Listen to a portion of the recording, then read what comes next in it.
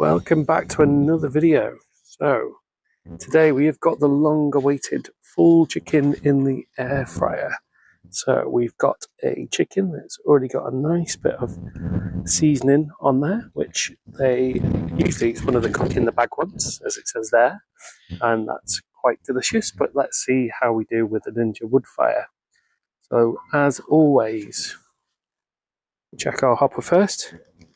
If you watched yesterday's video, I was a bit tight with the pellets and they didn't catch, we didn't get much smoky flavour, and I do want a lot of that in the chicken today, so I just checked that that's as it should be. Rather than our usual grill, we're going to air fry today. I did have a little look just before, just to see on the guide what we needed for this particular chicken, and what it was saying was that if we knock the temperature down to 200, and we're looking at about a 50-minute cook in total for a defrosted chicken. So it did say to put it 20 minutes in chicken breast down, just to give that a chance to crisp up in the crisping basket, which we do have in there. And then it said to turn it over for the remainder of the cook. Now, I have defrosted chicken, it's not completely defrosted, and I want to make sure, obviously, that that's cooked all the way through. So I will be checking that extra once we get to the flip time, just to see where we're at, and I'll probably give it an extra 5 or 10 minutes just to make sure that we've got properly cooked chicken. So we got 200 degrees, 20 minutes. Let's get the wood fire going, get that smoke going, press the start button. As always, we're going to start with our ignition, which flashes to show that our pellets are heating in the hopper, and then it's going to take us onto a preheat function to get the grill up to temperature, and then we'll be ready to add the chicken into that crisper basket. And then in the recipe itself, it says 20 minutes undisturbed. That means that I need to leave it and not be tempted to see how we're getting on. May seem a bit odd that I've got a wooden spoon there with the chicken, but what I find is it's actually quite good for moving the chicken, particularly because I've got to put this breast side down. So what I'll do is insert the spoon thusly and move it onto the grill. Might not make that specific sound, but you never know. So I don't know whether it picks up on the video, but we've got a return to sunshine in the UK. A beautiful day, nice bit of heat. And yeah, I will catch you when we're ready to add the chicken, which should be about 5 minutes. Okay, so we're at the preheat function. I can smell the pellets and the wonderful smell of barbecue already. So look at that, they've caught nicely there. We want the maximum smoke going around that unit before we put our chicken in. So we've already got some flavour on there. We're going to add to that with the smoke. The air fryer, I think the preset was only a couple of minutes in a high temperature, because I believe that's set for things like chips, so you can put them in really quickly. Obviously, we need a bit longer than that, and we are now ready to add food. So let's get that done.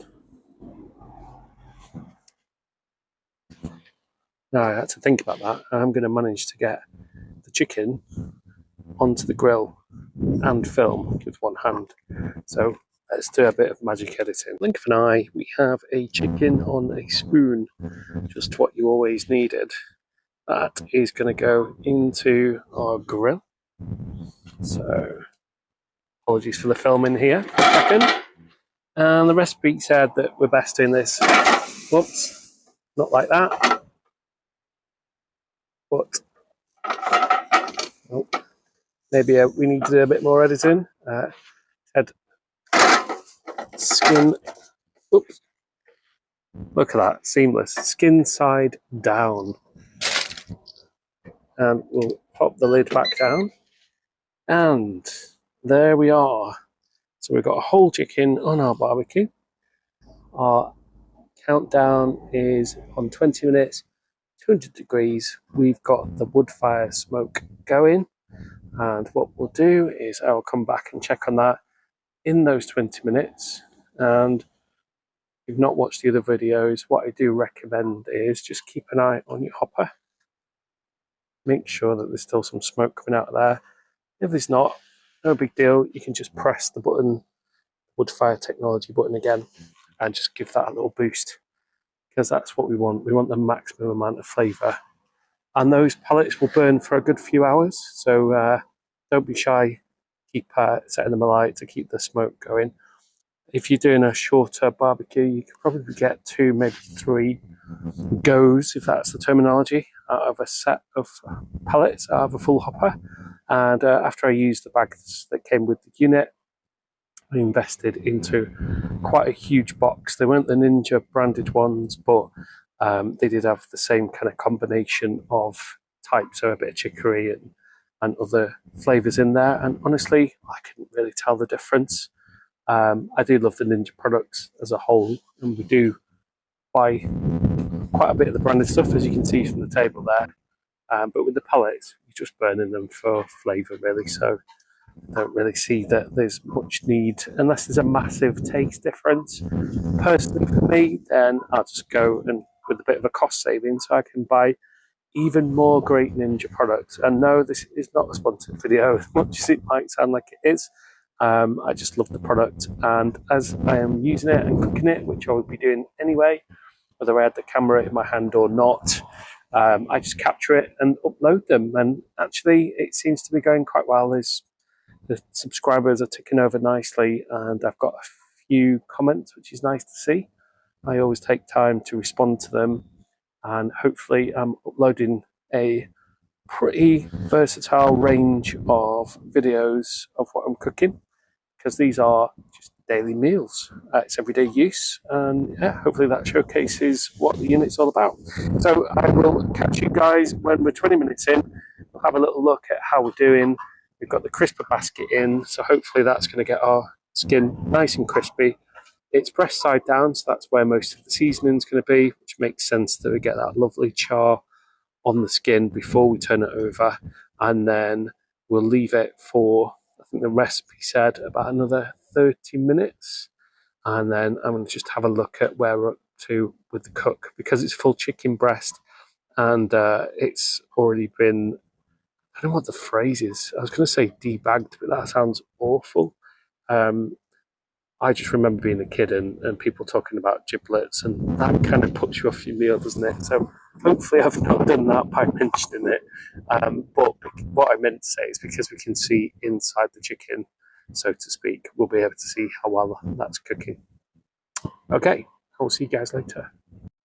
Okay, so as the screen will tell us, we are about 5 minutes away from our initial 20-minute cook.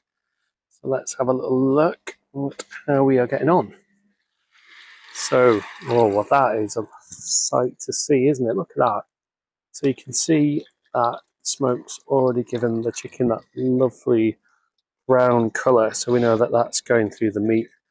Hopefully it picks up okay on the audio as well, but there's a nice little sizzle there from the chicken as it's cooking.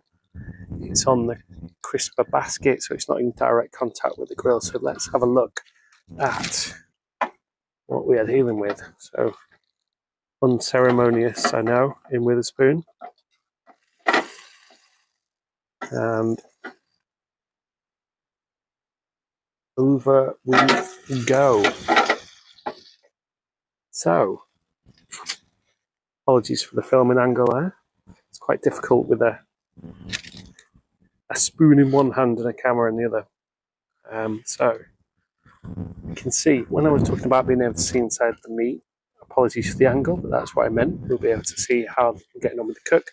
So the skin, actually, it's not charred because it wasn't in direct contact with the grill because it's on the crisper basket, but it does look like it's taking on some nice colour. So I won't talk too much further because I'm letting all that lovely smoke out. So lid down.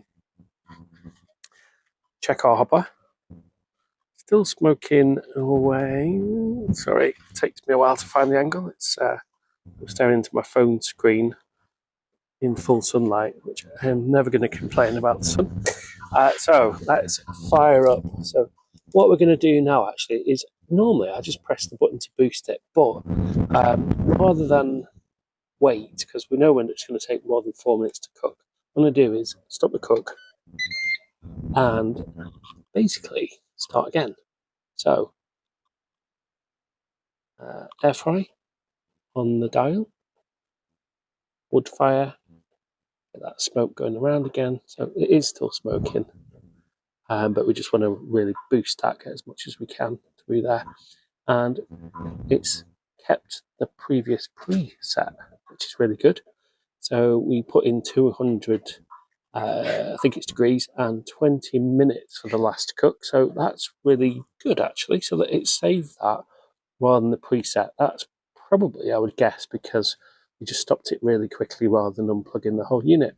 So we are going to bump the time up to 30. You know what? Let's give it 40, because as I said on the video, it wasn't completely defrosted. It was almost there, but I just want to make sure that chicken's cooked all the way through. And actually the temperature's been knocked down a bit, so that rather than we do want the crispy chicken. So I suppose what we could do, which I'll let you know once we get towards the end of the cook, is we'll see whether we need to boost that temperature up just to crisp the skin for kind of 5 minutes or so. So wood fire, good to go. We've got our correct time, correct temp. Off we go. Start button. And what you can see is that rather than going back through the whole preheat function, it's kind of carried on with the process because the grill's already up to temperature. The hopper will still go in. The hopper and that particular function is separate from the grill entirely, but you can hopefully, whether you can capture it, look at that, that's smoking away very nicely now. And once the lid's down, there's a kind of fan inside of it, so that'll circulate that smoke a little bit better as well. So I'm quite happy to leave that for the 40 minutes on the air fry function, and I will let you see how we get on at the end of the video. Okay, so we have come to the end of our cook. As you can see on the display there, it's telling us that it's done. It's time for the big reveal. So there, 3, 2, 1, and oh, look at that. Lovely golden colour. It's obviously taken a lot of smoke. So all I've done in the time off camera is just periodically check on the hopper just to make sure that it was still smoking. So let's get our trusty spoon. And that is just lovely, juicy, and delicious. And I've got a bit of a bonus for you guys today. So you can probably see there in the background that we have got the makings of jacket potatoes to accompany this. So we're also going to use the roast function. So a bit of prep for the potatoes. Little trick that a partner showed me is that if you put them in the microwave for 20 minutes, then the inside of the potato is largely cooked, and then it's really just finishing it off and getting the crispy skin. So let us get on with that. So we are, let me see, this is the first time I've used the roast function, believe it or not. And that's 180 degrees, 25 minutes. I'm going to bump that up. Only because I assume that the preset is for things that you're baking from scratch, and these are already mostly cooked. So we're really just looking to finish them off. So I'm happy that we'll do 220. I'm going to set the time for 15 minutes. And start. So you see I press start when the lid's open and it tells me shut the lid. So I'm not going to bother with the smoker for this one because the jacket potatoes. So in we go into the crisper basket. Already got some of that chicken juice on there, so that should boost the flavour a bit. So because I left it a little while between the chicken finishing cooking and popping out to do the jacket potatoes, the grill's obviously lost its temperature, and so it will go back through the preheat function. So we'll have about 5 minutes. Because we're not looking to put it directly on the grill, I'm not too worried that I've put the potatoes in before it's up to temperature. If I was doing a grill, the sausages, burgers, things like that are in direct contact, then actually I've found through experience that it does pay to wait for that preheat function so that you get the nice char that you're looking for on your food. When I've skipped that, which it does say in the booklet, you can skip it if you want to, it's just not the same because you're putting it on a cold grill and waiting for it to heat up. So it's not quite the same, in my humble opinion. So I'll give you one last look at this delicious chicken. And I will have a look. As you can probably see, I clawed it a little bit to make sure that the chicken was cooked inside because we don't want to make people ill. So there's not going to be an awful lot to show you once the jacket potatoes are done. Oh, look how quick that preheat was, actually. That was in real time. There's not going to be much to show. It's a jacket potato, and it's already quite a long video. So I will finish, as always, by saying thank you very much if you watched the video. Also, if you've made it towards the end. And do please keep watching the videos. And as I've said before, if everybody that watched the video just hit that subscribe button, it would really boost the channel and it would be much appreciated. See you guys in the next one.